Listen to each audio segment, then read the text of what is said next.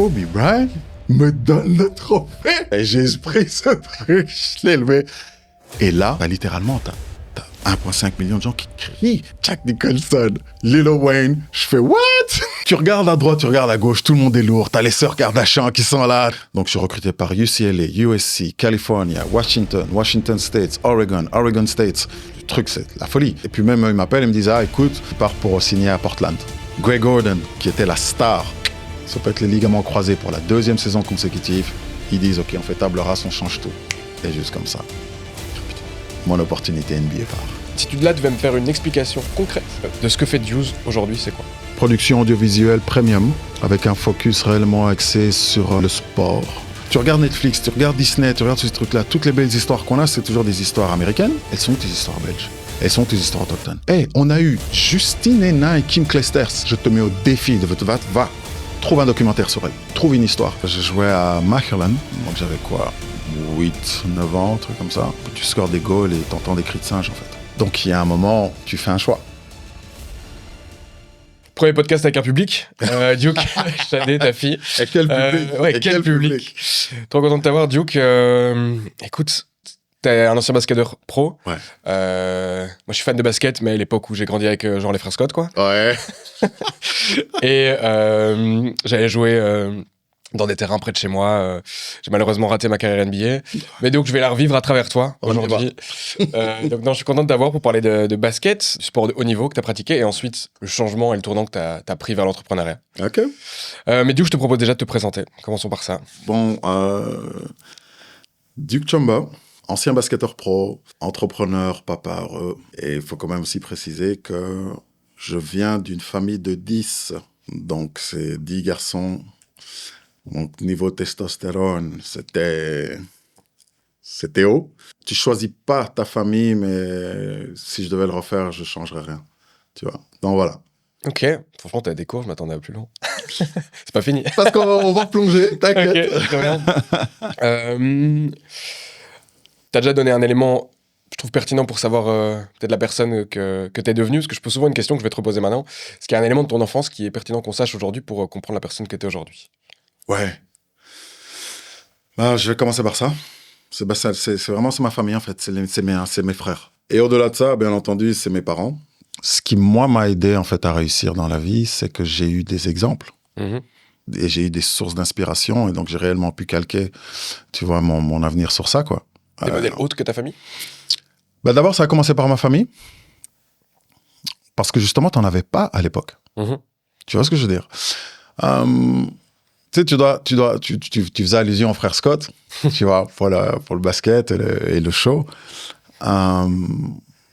Regarde, pour beaucoup de gens, en fait, le prince de Bel-Air, c'est ce qui a, pour toute une communauté afro-descendante, le prince de Bel-Air, c'est ce qui a permis, en fait, de se sentir valorisé. Mm-hmm.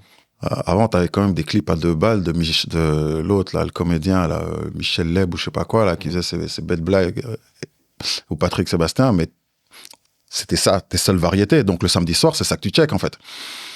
Et puis, le lundi, tu te fais vanner avec ces mêmes blagues à 2 balles que toi, t'as déjà pas kiffé.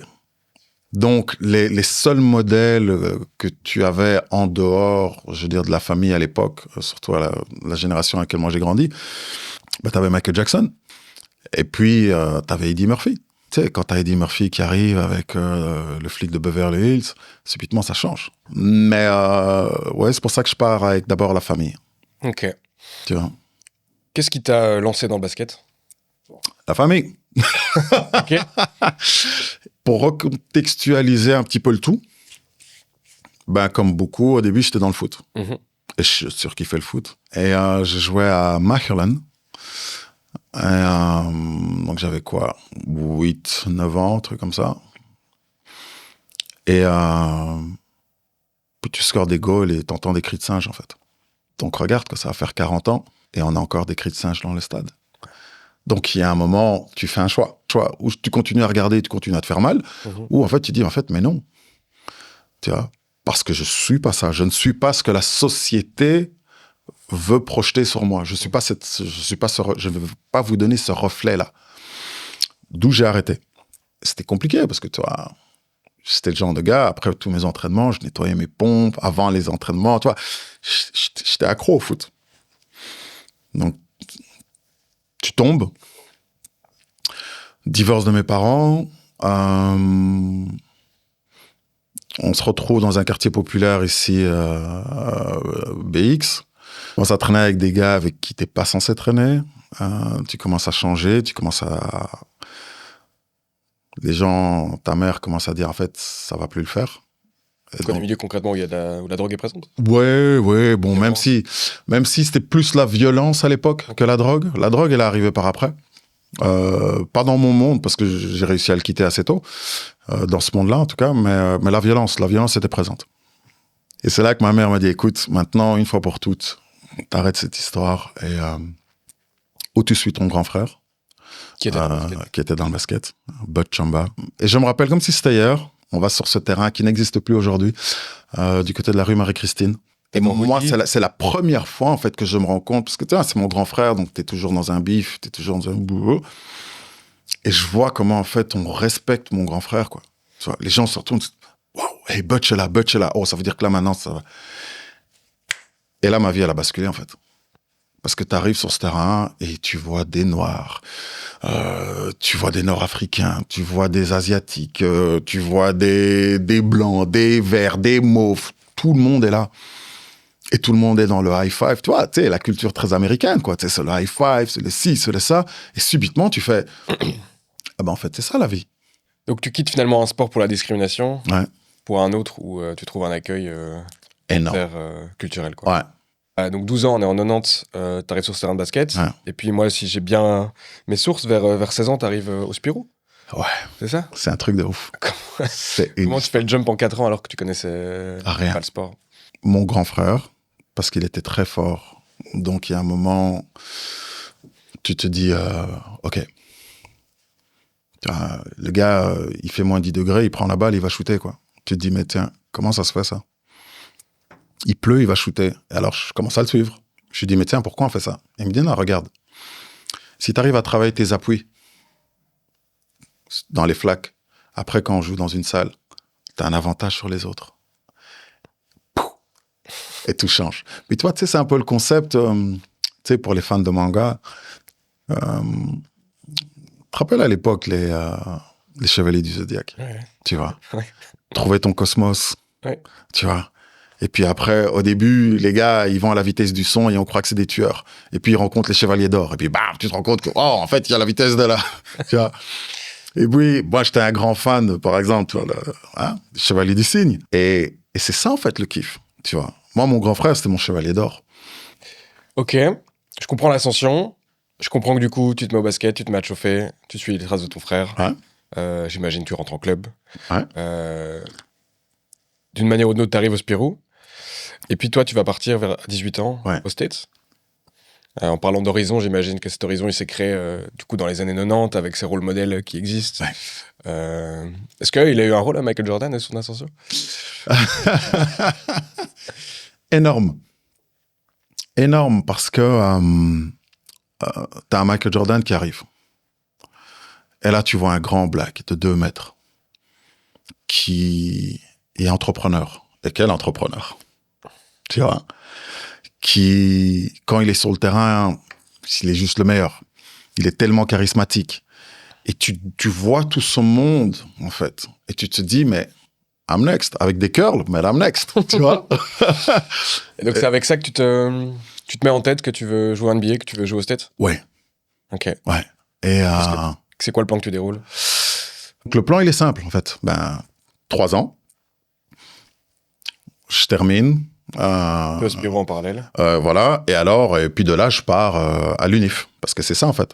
Tu vois, c'est gagner une bourse d'études pour aller jouer en NCAA. Et puis après de là, Tu peux expliquer pour ceux qui ne connaissent pas NCAA, c'est... Donc, en fait, si tu veux, c'est le système universitaire athlétique.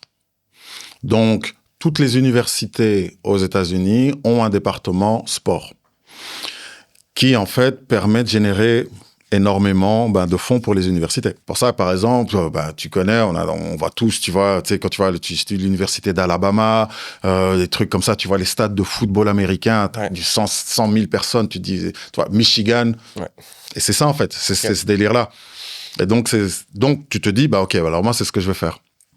D'où, alors ici, l'objectif, c'est réellement terminer. Je me dis, ça va être facile. Je termine le truc, puis je vais. Et c'est là que ça se corse. Parce qu'en fait, j'arrive. T'arrives où? Première année, Charleroi, Notre-Dame. 4e secondaire. Moi, je me dis, c'est chill, il me reste 3 ans. Mais je suis tellement impliqué dans ce basket, rappelle-toi, je savais pas faire de lay-up. Donc, imagine, en fait, le retard que je me rends compte que j'ai face aux pros. Donc, là, je t'explique un soir, mais en fait, c'est tous les soirs comme ça. Mais à ce moment-là, donc, ça veut dire que j'étudie pas. Résultat des courses, flunk. Je me plonge là, c'est fini, quoi. Ok. Ma 4e secondaire. Donc, ma mère, elle veut tirer le frein à main. Elle dit, hey, si c'est pour ça, tu rentres.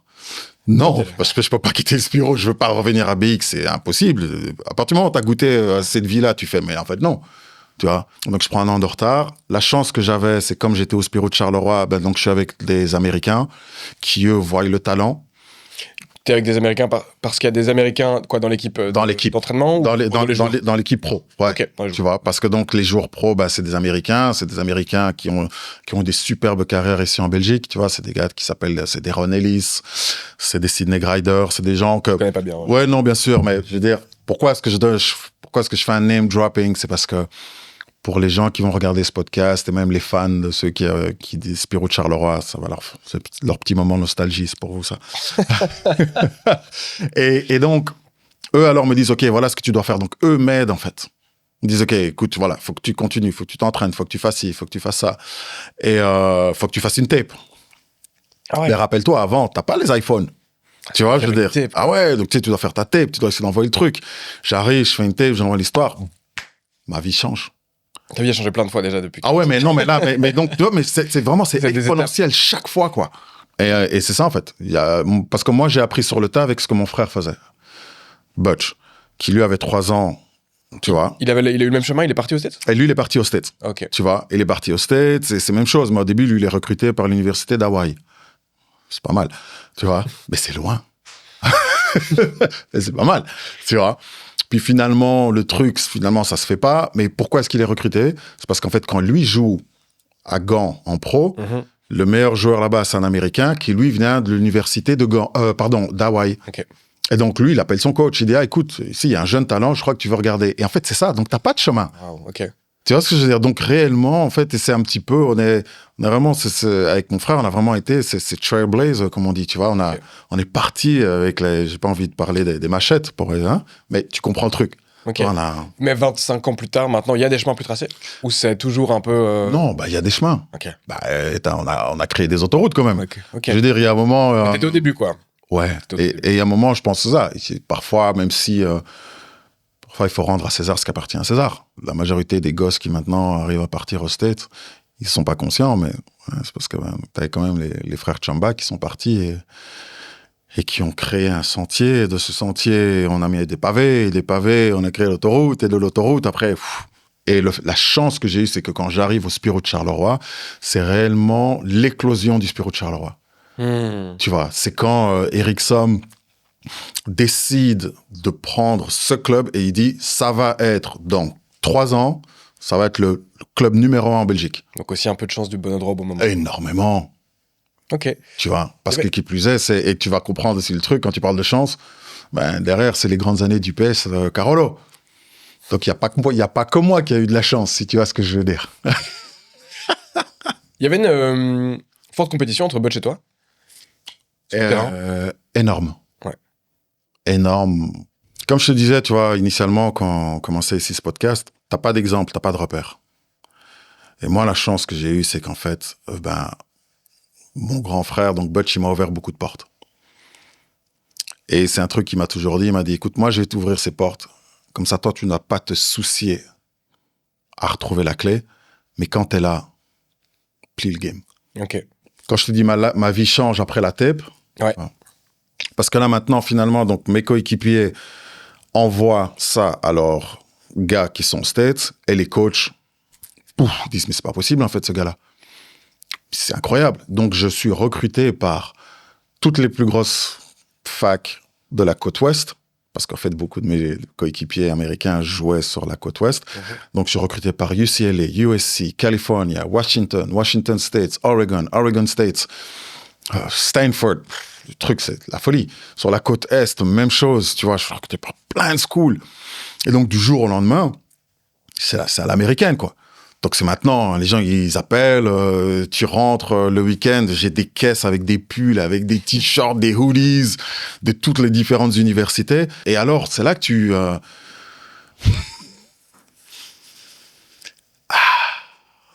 commences à te dire, mais en fait, I am him. Tu vois? I'm the new MJ. I'm the new, tu vois? Et tu te dis, mais... Et donc, moi, alors, les compétitions que je commence à regarder, bah, c'est un certain Kobe Bryant, qui a le même âge que moi. Et moi, je me dis, attends, on va se voir, je vais le plier. C'est un Paul Pierce, qui a le même âge que moi. Parce que on est les mêmes trucs. Donc, je dis, c'est quoi? C'est parce que moi, je suis ici. Attendez, les gars, quand j'arrive, on va régler les comptes. Parce que je suis dans cette mentalité-là. Ouais. Donc, c'est génial. Jusqu'au moment où, ben, pour arriver au States, tu dois passer un test qui est le SAT. Tu vois, ton test d'admission. Donc là, maintenant, je suis dans la situation, je me dis, bah, je prends la dernière date, facile, tac, tac, tac, on fait le truc. Maintenant, il s'avère que je passe mon test. Enfin, plutôt, je le passe pas. Et là, parce qu'en fait, maintenant, je me rends compte que comme j'ai pas passé mon test, je suis pas éligible. Ah là, je peux te dire. Ah là, je peux te dire. Et je viens de refuser un contrat longue durée au Spirou de Charleroi parce que j'étais dans ma... King Kong got nothing on me. Tu vois, Denzel, là, j'étais en mode comme ça. Ah bah ouais, ah bah ils m'ont regardé. Ah bon, tu vas faire quoi maintenant?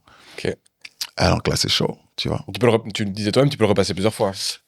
Ouais, mais c'était la dernière de l'année. Et donc, moi, ma bourse d'études, sachant que, rappelle-toi, j'ai loupé en 4e secondaire. Ouais. Donc, j'ai déjà un an de retard, moi. Ouais. Tu vois. Et je suis pas face à une compétition belge. C'est les États-Unis. Donc, un Kobe Bryant, tu sais quoi, ben, l'année suivante, c'était un Stephen Marbury qui est là. L'année suivante, c'est les autres. Et ben, l'année où moi, je pars pas, ben, devine qui va partir. Ah ben, t'as un certain Tony Parker qui sort. Ah ouais, donc vraiment, genre, pour que vraiment je comprenne bien techniquement, t'as une entrée, c'est au début de l'UNIF, c'est ça, genre 17-18 ans, et tu peux pas arriver un an après, quoi, être... À ce moment-là, non. Ah, ok. Parce que c'est vrai que moi, dans ma tête, j'étais là, bon, mais au pire, il arrive à 19 ou Non, à 20. Non, à ce moment-là, non, parce que, Ah, putain. surtout moi, dans ma situation, parce que l'un dans l'autre, j'étais payé quand j'étais au Spirou. Et à ce moment-là, tu pouvais pas être payé quand tu arrivais au niveau collège, universitaire. Donc, il y avait beaucoup de complications qui se mettaient en place. Donc, j'ai dû faire 2 ans en junior college. Donc, c'est l'équivalent, tu vois, ici, quand tu fais les hautes écoles. Mhm. Tu vois, donc, t'as l'UNIF, t'as les hautes écoles. Ah ben, c'est un petit peu ça.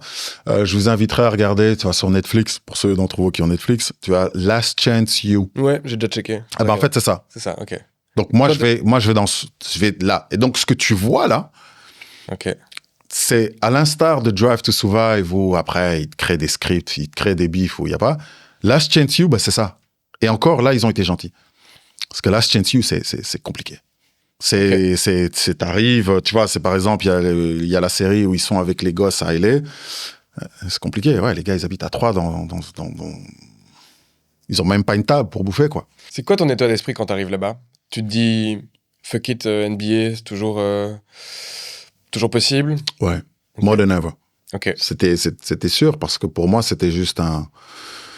Et moi, ça a toujours été un petit peu ma mentalité. C'est quand tu étais bébé, tu prenais conscience du nombre de fois que tu tombes avant de faire tes premiers pas.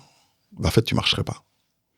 Et je pense que malheureusement, c'est quelque chose qu'on ne fait pas assez. Et c'est quelque chose qui, moi, m'a aussi aidé. Et on va y arriver à un moment, hein, je sais. Mais c'est aussi ce qui m'a aidé, moi, dans ma carrière entrepreneuriale. C'est qu'il y a un moment... Pour moi, tomber n'est pas le problème. Tu vois, je veux dire, tomber n'est pas le problème. C'est, comment est-ce que tu vas te relever? Je te prends 30 secondes là avant de continuer. Je sais pas si tu sais, mais 70% des entreprises auditées par Yago en 2025 étaient mal, voire très mal assurées. Alors c'est assez classique. La plupart des dirigeants pensent être bien couverts jusqu'à ce qu'ils fassent le test. Après, c'est complètement normal. Tu lances une nouvelle activité, t'embauches, tu changes de local, mais tes garanties, elles, restent celles du premier jour. C'est pour ça que Yago, mon courtier depuis 2019, a lancé le Business Risk Calculator. Concrètement, un diagnostic gratuit de 5 minutes qui te dit si t'es bien protégé ou pas. Tu fais le bilan de ta couverture, t'identifies les zones de risque, t'obtiens ton score. Donc va faire le test, je te mets le lien en description, c'est gratuit et ça peut t'éviter pas mal de problèmes. Et maintenant, retour à l'épisode. Et comment se passaient 3 ans à l'Eurostate? C'était avec ton frère? Best time of my life. Ouais. Parce que la première année, on est là. C'était super difficile. Parce qu'en fait, t'es plus dans le flic de Beverly Hills. Tu rencontres ce qu'on appelle the white trash America. Ok. Et en fait, il fait ah ouais, ah ça c'est pas ce qu'on nous vend. C'est pas ce qu'on nous vend ça. À un moment, t'es dans la rue, t'as un rallye du Ku Klux Klan, tu fais ah ouais, Ok. ah quand même. Si j'étais pas avec mon frère, mais je pète un câble. Ok. Tu vois. Ça c'est ma première année. Ok. Et niveau du basket, ça se passe comment? On cartonne, on est champion. Ok. Donc, comme on dit, job done. On est champion, tu vas aller dans le Missouri aujourd'hui, tu vas aller dans cette école et tu as les bannières là. Ouais, les manières, ouais. Et donc, mon grand frère, quand il a joué là-bas, il a été champion. Donc, tu as Bud Chamba, champion telle année. Je crois qu'il avait joué. Il a bougé? Donc, lui, il avait joué. En fait, Ah il est ouais. parti dans cet unif-là. Et donc, nous, on a été dans son unif. Ok, j'avais Tu vois. pas compris quand Ouais. t'expliquais 10 minutes. Ok. Et donc. Je pensais que c'était un autre lien. Ok. Ouais. Et donc, vous avez à 3, quoi. Ah ouais, donc, Chamba. Et. Vous avez joué à 3 dans la même équipe en même temps? Non. Non, ça n'est pas possible. Non. Non. Mais donc, avec mon petit frère, oui. Et avec mon grand frère Butch, on a joué ensemble en équipe nationale belge. Ok. Du coup, tu vas accéder à la NBA. Tu Ouais. vas pendant 3 ans. Ce qui fait que tu vas pas y accéder. Comment ça s'est passé? Explique-moi. Ben, après ma première année, et comme on est champion, donc c'est-à-dire que j'arrive à me remettre sur la carte. Ouais. Parce Ouais, qu'en fait, j'imagine. les gars se disent, ah, mais en fait, ouais, c'était juste un cancre, même si je l'étais pas, mais ben, tu passes pas ton test. Voilà. Donc ils se disent, ouais, en fait, et surtout c'est les States, tu vois. Donc, si t'es bon, il y a quelqu'un qui va te reprendre. Et là, je suis rappelé, et donc là, je vais, même chose, Santa Monica. Et là, je pars, et là, je vais à Santa Monica University. Et donc, tu changes de ligue. College. Et donc oui, mais là, je vais à West Coast. Ça reste aussi junior college parce que je suis obligé, à cette époque-là, tu es obligé de terminer tes 2 ans d'école supérieure, comme je te disais. Et tu faisais. C'est philo que tu as étudié? Et, psychologie. Psychologie, ok. Et donc là, j'arrive à Santa Monica. Mais donc, imagine le truc. Ben, finalement, c'est la life qu'on te dit, quoi, en collège. Tu regardes, il y a toutes les femmes sont plus belles les unes que les autres. Tu fais, mais c'est pas possible, en fait, ce truc. Et puis, tu regardes les gars. Et moi, j'avais toujours eu cet avantage. Tu sais, j'étais ce grand black. Ouais. Et puis là, tu regardes. Et en fait, ben, ils sont tous grands. Ils sont tous black. Ils sont tous bowlers. Ils sont tous pros. Ils sont tous... Tu vois ce que je veux dire? Et je me rappelle, c'est la première fois de ma vie. Première fois de ma vie, quand j'arrive à Santa Monica University, Santa Monica College, que je suis juste another guy. Ouais, ok. Ce qui n'a... Rappelle-toi, sur ce que je t'ai expliqué, ça n'a jamais été le cas, en fait. Au début, je joue au foot, je suis bon. Boum. Puis j'arrête. Je joue au basket, boum, je suis bon. Tu montes. Et puis là, j'arrive. I'm just another guy. Et pire, I'm a broke other guy. Parce que j'arrive là, j'ai pas un copec, j'ai rien.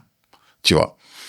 Et c'est ce qui m'a réellement aidé parce que c'est à ce moment-là que je me suis reconcentré sur moi-même.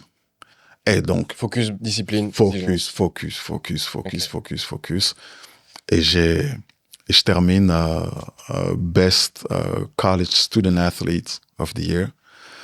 Et mon runner-up, c'est un certain Chad Johnson, qui est aussi connu sous le nom de Ocho Cinco, et qui lui a fait une carrière en NFL pour les Cincinnati Bengals, et qui a joué pour les New England Patriots, et avec qui on a encore un bon pote, et il a son podcast aujourd'hui aux States qui cartonne. Ok.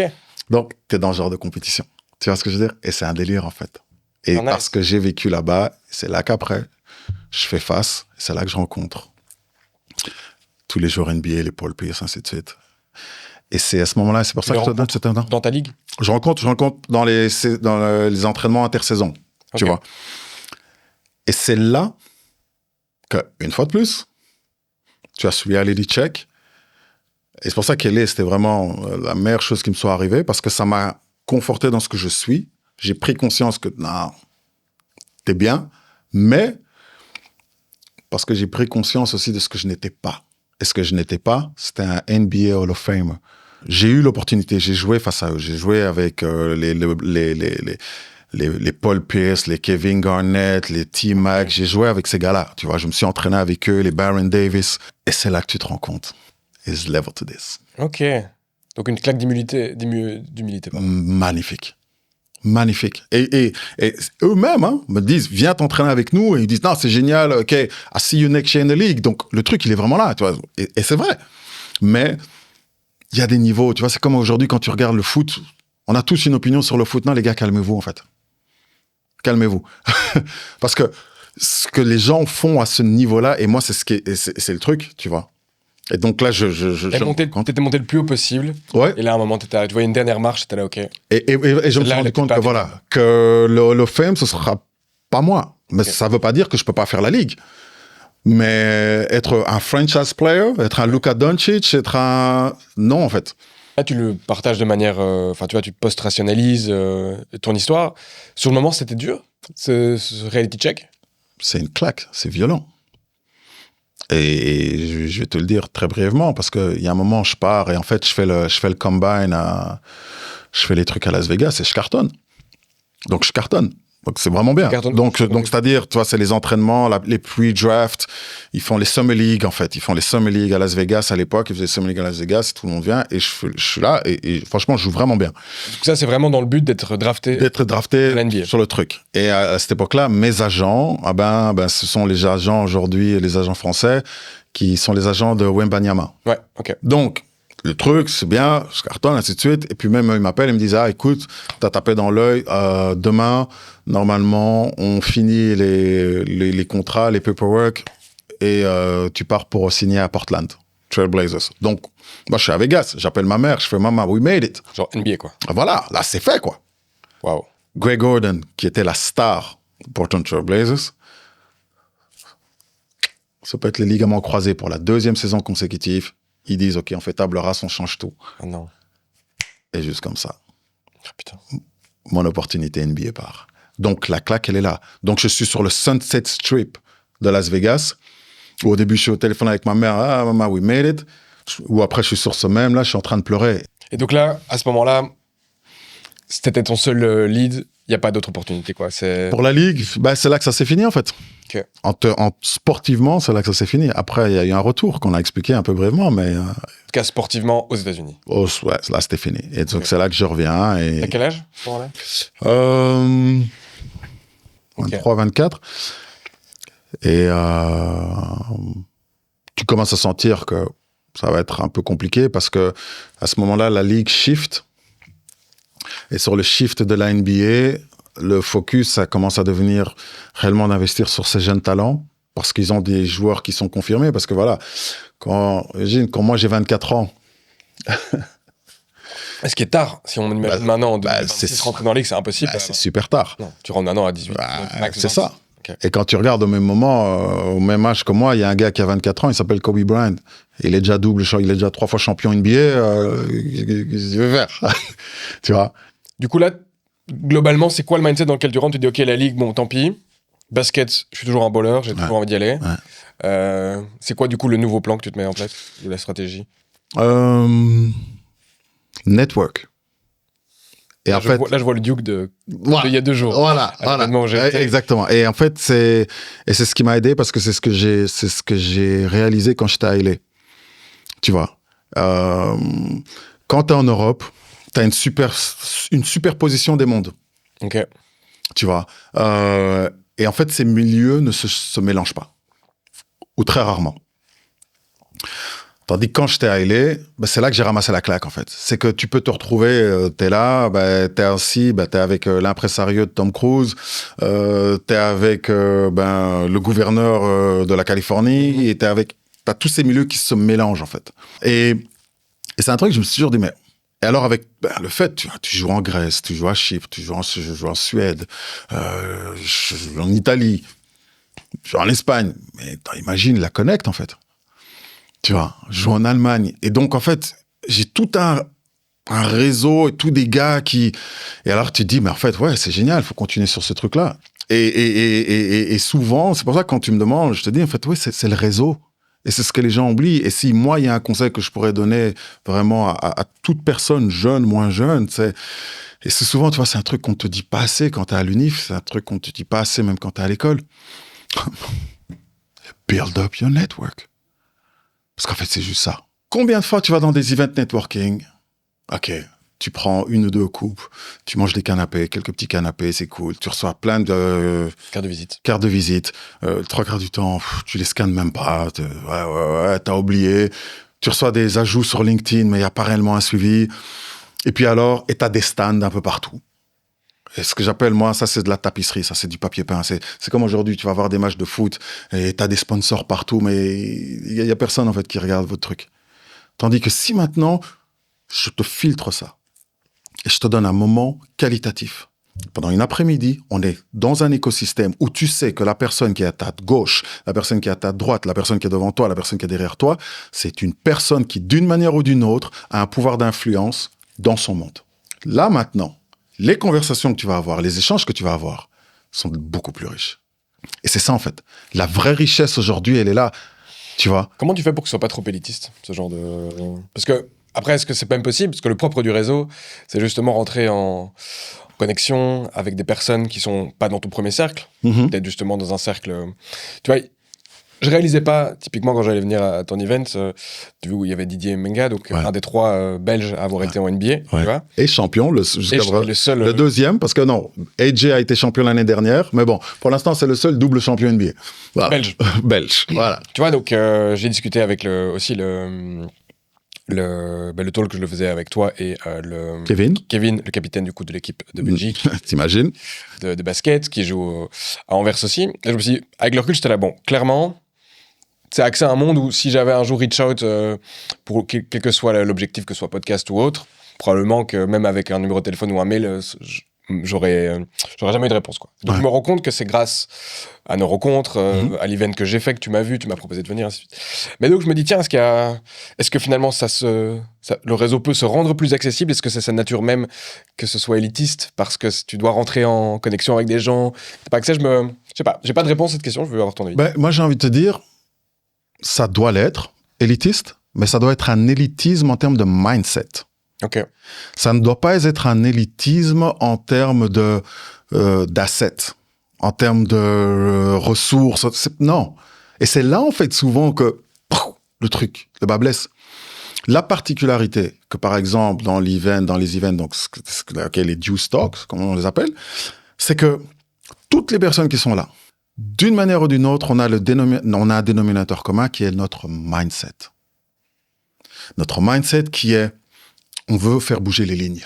Peu importe ton industrie, tu veux faire bouger les lignes. Je propose qu'on ouvre un peu plus On y va. Je suis à toi. La partie Juice. Explique maintenant. Donc ça, c'était il y a 15 ans. Si je reviens, tu vois, je t'ai dit, je garde le fil. Ce moment-là... Attends, tu le gardes. C'était en Grèce, tu disais? Ouais. C'est ça, Grèce. Donc, tu regardes cette interview. Tu dis, en fait, moi aussi, je peux le faire. Tu écris des scripts. Tu vas en tourner plusieurs avec Bin. Si tu là, tu vas me faire une explication concrète, pas abstraite, de ce que fait Juice aujourd'hui, c'est quoi? Simple, 2 piliers. Le premier, c'est la production. Audiovisuelle. Production audiovisuelle premium, avec un focus réellement axé sur le sport et son lifestyle. Mais pas la dimension bling-bling de celui-ci, mais réellement cet écosystème, ces sacrifices, ces décisions, ces choix, cette économie aussi qu'il y a derrière. Donc ça, c'est la partie prod. Ok. Et bien entendu, avec une carrière de 20 ans de sportif pro et maintenant plus d'une dizaine d'années dans l'industrie de l'audiovisuel, il y a toute cette partie, j'ai envie de te dire, même si je déteste ce terme-là, mais toute cette partie de consultance, des analyses stratégiques. Et donc, tu as réellement, en fait, t'as le hub, ce qu'on appelle le Juice Hub, nous, qui est en fait cet écosystème, justement, où on met en avant des personnes qui partagent le même mindset et on essaie de faire bouger les lignes à ce niveau-là. Donc, tu as ces 2 parties-là. Ok, la première est très claire pour moi. La deuxième, moins, quand tu dis de la consultance, c'est qui tes clients types? Écoute, clients types, déjà, c'est des agents, c'est des joueurs. Ok. C'est des sportifs de haut niveau qui se disent, tiens, ok, voilà. J'ai envie d'essayer de pivoter par là ou faire une transition dans ce sens-là. Qu'est-ce que je peux faire? J'ai différentes marques, différentes sociétés qui, elles aussi, veulent investir un petit peu dans le sport, ont des stratégies de communication qu'ils veulent développer. Ouais, mais ok, tiens, maintenant, derrière, avec ça, tu fais quoi? Tu vois? Et donc, c'est là que nous, on arrive avec notre connaissance et notre expertise au niveau de la production audiovisuelle pour ton développement de contenu. Mais en même temps aussi, on arrive à te créer, des stratégies et des synergies avec des athlètes qui font que des athlètes ou des gens ici du milieu sportif qui vont te permettre en fait tout simplement d'évoluer aussi de manière organique et pas juste chaque fois payer un paquet pour avoir une tapisserie et après ton truc n'a pas Tu vas d'impact. toi-même aider spécifiquement des athlètes. Par exemple, Juice va accompagner des athlètes dans leur reconversion, par exemple, d'athlètes à entrepreneurs. Ouais. Ok. Tu peux me donner 2-3 exemples, peut-être récents, de clients que tu as accompagnés, différentes typologies de clients, peut-être qu'à un moment un athlète, une agence ou une marque, et concrètement ce que tu fournissais pour que les gens arrivent à se projeter dans ce que tu fais. Oui, mais écoute, simple. J'ai une marque de boisson qui est venue nous trouver un jour. Ok. Ils veulent investir dans le sport. Je fais OK, ils ont un sport bien spécifique.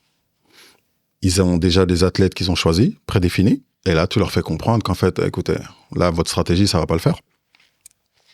Pourquoi ? Parce qu'en fait, il faut pouvoir essayer d'impliquer vos athlètes d'une autre manière. Donc, on va créer une stratégie pour vous qui va pouvoir élever les intérêts de l'athlète, qui donc, pour lui maintenant, l'athlète, bah, ça va être tout bénef, parce qu'en fait, ça va être, vous allez lui offrir une autre caisse de résonance qui vont pouvoir alors aider. Maintenant, lui, par exemple, c'était pour essayer de faire grandir leur camp. Parce que l'athlète, il avait des camps qu'il faisait pour tous des jeunes. Ah, ok. Des camps d'entraînement. Des camps d'entraînement, des choses comme ça. Donc ça permet de faire grandir les choses. Yes. Et alors maintenant, la marque, elle, ça lui permet d'être prise au sérieux. Il y a une crédibilité qu'elle a. T'es pas juste en mode tapisserie. T'es pas juste en mode, OK, je suis venu, j'ai sponsorisé ton podcast et je mets ma banderole ici. Et puis je suis heureux si j'ai 2 clics sur la vidéo. Non, en fait. Et c'est quoi, toi, ta vision ? C'est quoi ton objectif ? On doit pouvoir avoir une position aussi de leadership sur l'axe, j'ai envie de dire, c'est l'axe afro-européen, en termes de développement de contenu et de service. Ok. Pourquoi ? Parce qu'en fait, aujourd'hui, quand tu analyses ce qui est en train de se passer, c'est que quand on parle du sportif de haut niveau, on a toujours un focus sur le top tier, donc l'élite. L'élite, qui sont les Kylian, qui sont ces trucs-là. Mais en fait, tu as le second tier, tu as ton deuxième tiroir là. En fait, c'est la plus grande poule de talent que tu as. Eux, ils ont déjà une fanbase incroyable, que ce soit en Afrique ou que ce soit voire même en Asie du Sud-Ouest. Et ils ont un parcours qui est impressionnant. Et devine quoi ? Quand toi, tu es dans le top tier, ton seul endroit où tu peux aller après, c'est où ? C'est tomber. Tandis que quand tu es dans le second tier, certes, tu peux toujours tomber dans le troisième, mais tu peux aussi monter. Ok. Quand on a commencé Deuce, on a eu un chouette impact au niveau international. Après, on s'est rendu compte que même quand tu es là, tu évolues au niveau international, il y a un moment, la question est toujours, ouais, mais en fait, vous êtes basé où ? Vous êtes quoi ? Vous êtes ainsi de suite. Et tu sais, il y a toujours ce bon vieil adage qui est nul n'est prophète dans son pays. Et Dieu sait. Dieu sait qu'en Belgique, c'est encore plus flag. Tu prends Polo, tu prends Stromae, écoute, il était ici, hein. Il s'avère qu'il a commencé à cartonner en France, il a commencé à cartonner en Suisse, il a commencé à cartonner, il fait Coachella, il fait hop, et subitement, les Belges l'adorent. Nous, on a eu un focus, on est revenu. Il y a 2-3 ans à peu près, on est revenu sur un focus qu'on appelle donc ici, et ça c'est notre stratégie maintenant ici jusqu'à 2030, qui est Belgium Excellence. Ok. Et donc le focus, c'est l'excellence belge à travers le sport. Parce qu'on s'est rendu compte, et c'est là que tu vas comprendre pourquoi on revient sur tout le cheminement que je t'explique, c'est que tu regardes Netflix, tu regardes Disney, tu regardes ces trucs-là, toutes les belles histoires qu'on a, c'est toujours des histoires américaines ou des histoires françaises. Elles sont des histoires belges. Elles sont des histoires autochtones. On a eu Justine Hénin et Kim Clijsters. Je te mets au défi va, trouve un documentaire sur elle. Trouve une histoire. Si moi, je veux parler de Justine Hénin ou de Kim Clijsters à ma fille, qui elle a 10 ans, elle a skippé le coche, elle ne sait pas, donc elle ne sait pas. Pourtant, ma fille, elle connaît Serena Williams. Certes, on a bossé avec Serena. Okay. Tu vois, mais elle connaît. Et donc, c'est ça le truc. Il y a 2 ans, on a sorti un masterpiece. Si tu l'as pas vu, je vous invite tous aussi à le regarder. Un documentaire sur l'équipe nationale de hockey, sur les Red Lions. Ouais, j'ai vu dans ma prépa, je l'ai pas encore regardé.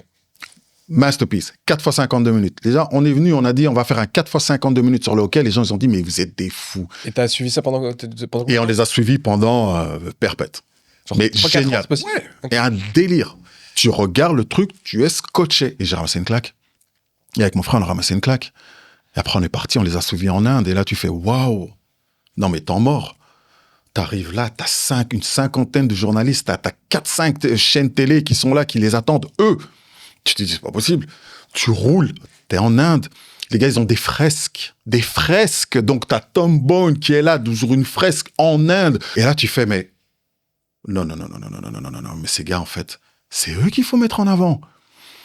Tu vois, je veux dire, ils sont tellement class act. Ils sont tellement... Mais ça, t'as pas meilleur ambassadeur, en fait. Et donc, c'est le truc qu'on fait. Et c'est ça, tu vois. Et donc, voilà. Pour revenir, excuse-moi, concrètement sur ce que tu disais. Donc, Belgium Excellence. Okay. Ça, c'est le premier volet.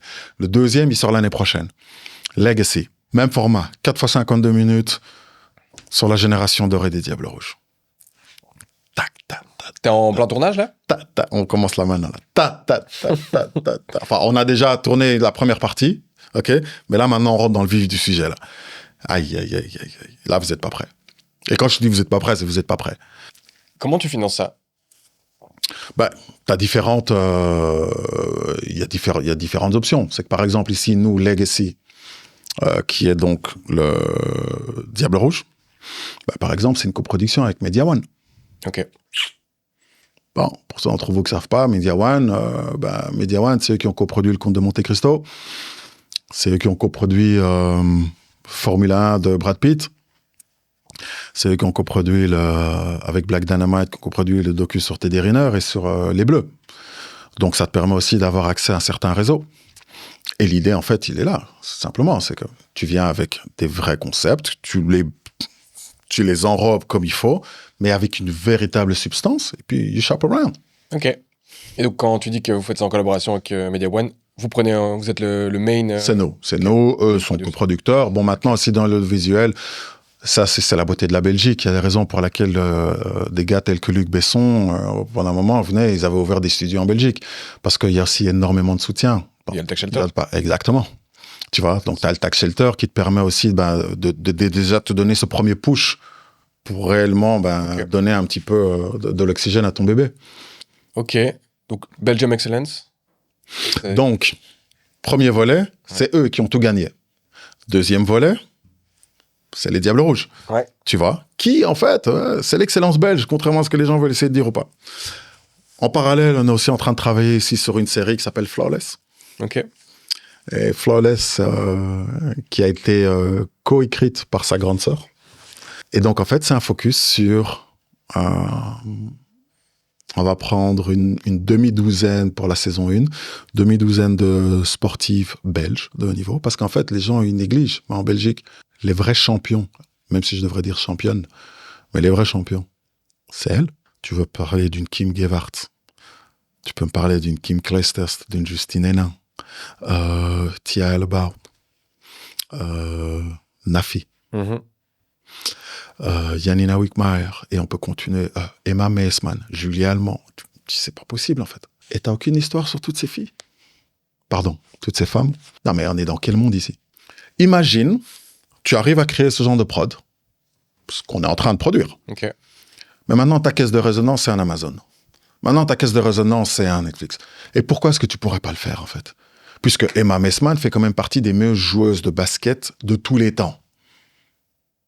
Personne t'en parle. Très bien. Donc, si je résume, l'activité, c'est donc à la fois de la production audiovisuelle. Ouais. Et donc, cette partie, en tout cas, conseil, où tu vas Ouais. aider des marques à, par exemple, activer leur marque avec des joueurs, aider des joueurs, par exemple, à étendre le réseau. Donc, ça, on a compris.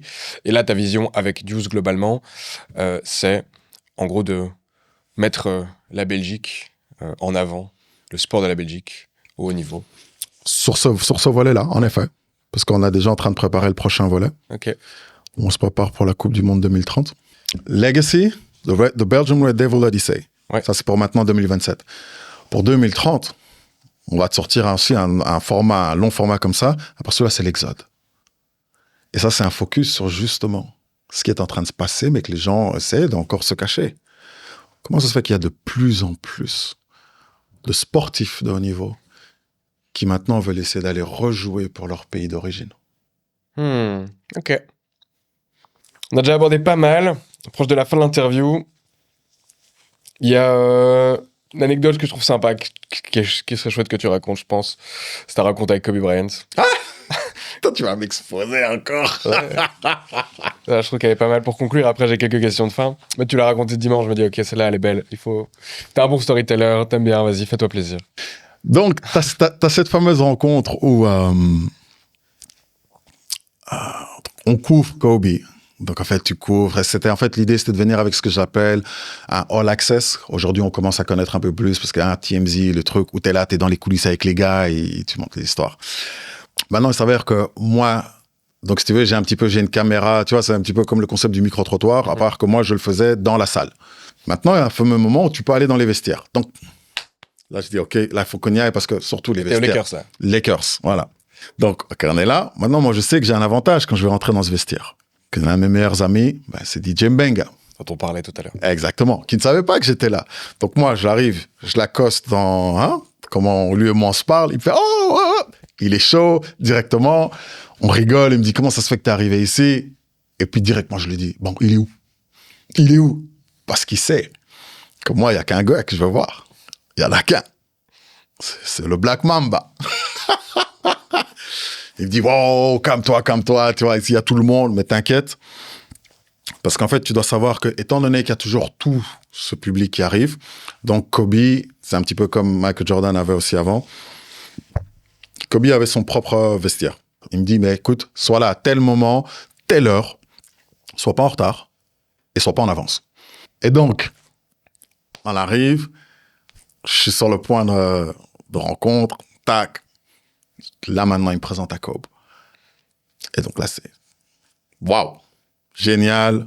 La vibe passe vraiment bien, on rigole. Puis après, il s'avère que, après, il y a d'autres trucs, mais ça, je vais skipper. Pas de souci. Ils terminent les finales NBA, ils sont champions. Maintenant, quand ils sont champions NBA, il va avoir la parade à LA. Là, Didier me dit, Duke, même chose.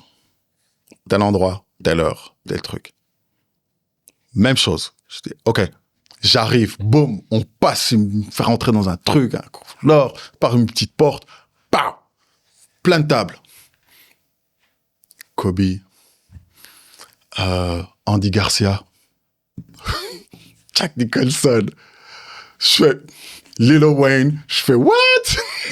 Moi, Je connaissais pas cette partie de. Ah oui! Et donc là, je fais oh wow! Et puis là, il y a quelqu'un, deux hôtesses qui arrivent, qui disent OK, vous voulez bien nous suivre, s'il vous plaît? OK, on y va tous, on passe, couloir, bam, tu sors, tu commences à entendre le bruit. Et en fait, t'as toute une escorte en fait de la police qui réellement sépare les gens, et toi tu marches, et là je vois Phil Jackson, et je fais oh! Je commence à voir les autres gars, et en fait, on monte dans le bus, et donc t'as 4-5 bus pour la parade. Mais moi, on me fait monter dans le bus avec Kobe. Et donc, je suis là, je monte. Roi du monde, quoi. Et t'es là, t'as 2000, je crois que t'avais quoi, 1,5 million, je crois, des gens dans la foule, quoi, qui sont là, et tu vois tout le monde qui crie. Comme je dis, tu regardes à droite, tu regardes à gauche, tout le monde est lourd. T'as les sœurs Kardashian qui sont là, tu te dis, c'est possible, le délire. Et tout le monde est là, tout le monde crie. Moi, et je suis juste à côté de Kobe. Moi, je suis en mode groupie, mais pas groupie, tu vois. Faut pas trop abuser non plus. Quand même. Mais toi, tu passes du mode groupie à... En fait, je me kiffe parce que je suis là. Tu vois. Et puis Kobe, à un moment, parce que le trophée Larry O'Brien, il est lourd. Ouais. Il y a un moment, Kobe, il me le donne. Je le regarde. J'ai dit, Kobe Bryant me donne le trophée. J'ai pris ce trophée. Tu te rappelles, Musclor, le maître de l'univers? Ah ben, j'ai pris ce truc, je l'ai levé. Et là, t'as littéralement 1,5 million de gens qui crient. Mais tu comprends pourquoi, tu sais, les Rolling Stones, les Drake, les Kanye, tu comprends vraiment pourquoi ils pètent un câble? Le rush que tu as. Et donc, moi, j'ai ce truc-là. J'ai Kobe à côté de moi. J'ai Kimi de l'autre côté. Hello, Black. Mama made it. Pas mal. Franchement, belle histoire, tu racontes bien. Belle manière de conclure. J'ai des questions. Je te demande d'y répondre tout tac au tac. D'accord. C'est le format. Déjà, j'ai une question de Kevin Touma, du coup, de capitaine de l'équipe de Belgique de basket que j'ai contacté pour avoir... Et champion de Belgique, il faut le dire aussi. Champion de la Coupe de Belgique. Est-ce que tu as vécu une petite mort lors de la fin de ta carrière de sportif? Une petite mort. Il paraît que c'est quelque chose... il me disait, tiens, oui. qui est vécu potentiellement dans le monde du sport. Oui. Quelque chose que tu as vécu. Oui. À quel moment tu t'es senti responsable d'aider la jeune génération? Très tôt, parce que j'ai bénéficié de cette chance-là via mon grand frère, comme je t'ai expliqué ultérieurement. Et le fait que j'ai mes petits frères qui me suivent aussi assez rapidement. Donc, il y a ce sens de responsabilité qui, bon, ça, c'est l'éducation qu'on a eue. Mais, tu sais, on était à table et il y a toujours ce concept qui disait, ma mère disait toujours, each one teach one. Et c'est quelque chose qui est réellement resté avec nous. C'est quand même le plus jeune à table, il avait aussi son mot à dire. Tu devais ne fût-ce que respecter et écouter ce qu'il disait. Après, peut-être, si c'était des inepties, c'était des inepties, hein, mais bon, là. C'est quoi ton plus grand regret professionnel de ces 10 dernières années? Ouf. C'est pas il y a 10 ans, c'est un peu plus longtemps. J'étais encore joueur. Demi-finale de l'État. Tous les plus grands coachs sont là, les plus grands recruteurs sont là. J'étais le deuxième meilleur joueur de l'État et je jouais face au gars qui avait la même position que moi, shooting guard, qui était le meilleur joueur de l'État. J'étais sûr que j'allais le plier. Et j'étais tellement arrogant, tellement sûr. Et pourtant, mon frère était là, il me disait, ah, Joe, c'est pas de faire trop. Et j'en ai fait trop et je suis passé à côté de mon match. Lui part dans l'unif où je voulais aller jouer. Lui a drafté. Ok. Mais la raison pour laquelle je dis que de l'autre côté, c'est peut-être pas un regret, c'est que si j'avais joué en NBA, j'aurais jamais rencontré la mère de mes enfants, j'aurais jamais les enfants que j'ai, j'aurais jamais la vie que j'ai. Et la vie que j'ai, je la kiffe. Quel sportif belge tu respectes le plus? Bonne question. Sportif ou sportive? Ouais. On est en train de tourner, comme je t'ai dit dans Flawless, on est en train de tourner sur Janina Wickmeyer. Et donc, j'ai une chance de fou parce que donc elle nous a ouvert ses portes et tu découvres. Et j'ai un respect de malade pour elle. Et quand vous allez voir le docu, vous allez faire « Ah ouais, en fait, non ». Et t'as même envie de t'excuser parce que quand t'entendais comment les médias parlaient d'elle et tu comprends son histoire, tu vas faire « Ah ouais, en fait, pardon, excuse-moi, Janina ». Donc, j'ai envie de te dire Janina là maintenant parce que c'est tout frais. Mais de l'autre côté, il n'y a pas game. C'est Vincent. C'est Vincent. C'est Vincent parce que, Vincent, c'est la génération qui vient juste après moi. Et je pense que les gens ne réalisent pas, en fait, ce que Vincent a réussi à faire. Pour beaucoup de gens, est-ce qu'il réussit à faire? Vincent, c'est l'excellence belge. C'est lui qui rassemble. Ok. Maintenant, je vais te poser 10 questions, genre X ou Y. Ok, et je vais tac. Ok, d'accord. Ok. Michael Jordan ou LeBron James? Mike. Basket ou hockey? Basket. Sportif ou entrepreneur? Sportif. Raconter des histoires ou être sur le terrain? Être sur le terrain. Gut feeling ou chiffre? Good feeling. Sans blague. Good feeling. Sans blague. Moi, tu peux avec question, je te dis chiffre. Seul ou avec Bin? Jamais sans mon frère. Bruxelles ou les States? Je vais te donner la réponse et je vais la justifier. Je peux? Bien sûr. Je vais te dire les States. Et ça me fait mal. Parce que j'en veux à Bruxelles. J'en veux aux dirigeants. Tu vois, t'entends même ma voix, elle se serre. J'en veux aux dirigeants de Bruxelles. Ok. On a une superbe ville. Ils sont en train de la détruire. Être connu ou être compris? Compris. On s'en fout d'être connu. Convaincre un diffuseur ou convaincre un sportif? Each one teach one. Un sportif. Documentaire ou podcast? Doc. Ok. It's done, Duke. It's done. Ah, parce qu'en fait, vous n'êtes pas encore abonné. Ah, mais vous êtes sérieux? Alors moi, je vais vous donner le rythme. Parce que le rythme, il est simple. Le rythme, c'est team. C'est ici, c'est maintenant. Donc, on arrête tout de suite. La cloche, le petit bouton, on se sait, on est ensemble. Donnons-nous la force. Each one teach one. Et attendez. Bien. Allez, tu regardes la caméra là et dis-leur de s'abonner. Dis-leur, abonnez-vous. Dis-leur. Abonnez-vous. Incroyable. Bon, merci beaucoup. Trop bien. Et moi, j'en profite pour dédicacer cet épisode à 2 amis, Antoine Marchand et Archiberto. Ils se reconnaissent trop. Ils sont fans de basket. Donc, je pense qu'ils auront kiffé cet épisode. Donc, voilà. Merci, Duke. C'était cool. Merci, Lee. C'était chouette. Ciao. Ciao, ciao. À dans 2 semaines.